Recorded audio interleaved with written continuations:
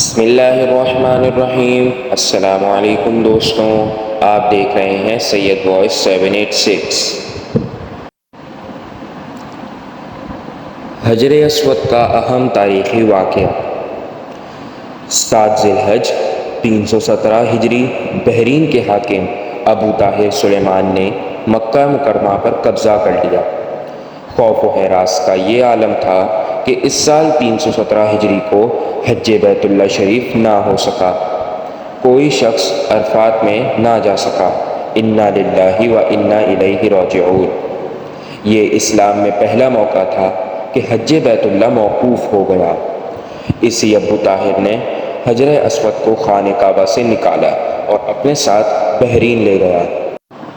پھر بنو عباس کے خلیفہ نے ابو طاہر کے ساتھ فیصلہ کیا اور 30 دینار دیے، تب حجر اسود کو واپس کیا گیا۔ یہ واپسی 339 ہجری کو ہوئی۔ گویا کہ اتنے سال تک خانہ کعبہ حجر اسود سے خالی رہا۔ جب فیصلہ ہوا کہ حجر اسود کو واپس کیا جائے گا تو اس سلسلے میں خلیفہ وقت نے ایک بڑے عالم محدث شیخ عبداللہ کو حجر اسود کی وصولی کے لیے بحرین بھیجا۔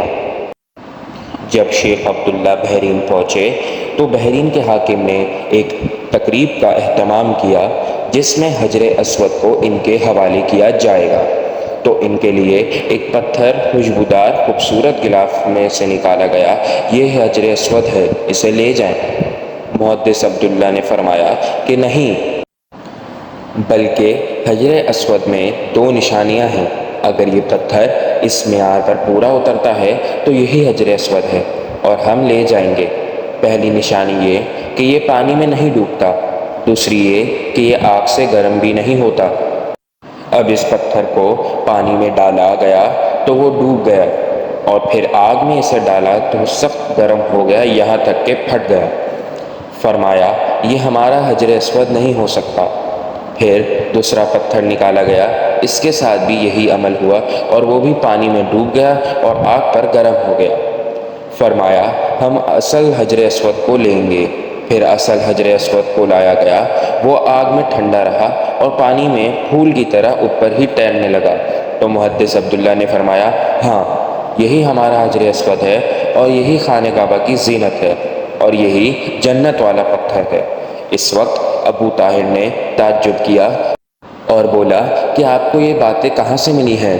تب شیخ عبداللہ نے فرمایا کہ یہ باتیں ہمیں حضرت محمد صلی اللہ علیہ وآلہ وسلم سے ملی ہیں کہ حجر اسود پانی میں ڈوبے گا نہیں اور آگ سے گرم نہیں ہوگا۔ ابو طاہر نے کہا کہ یہ دین روایت سے بڑا مضبوط ہے۔ جب حجر اسود مسلمانوں کو مل گیا تو اسے ایک کمزور اونٹنی کے اوپر لادا گیا، جس نے تیز رفتاری کے ساتھ اسے خانہ کعبہ تک پہنچایا۔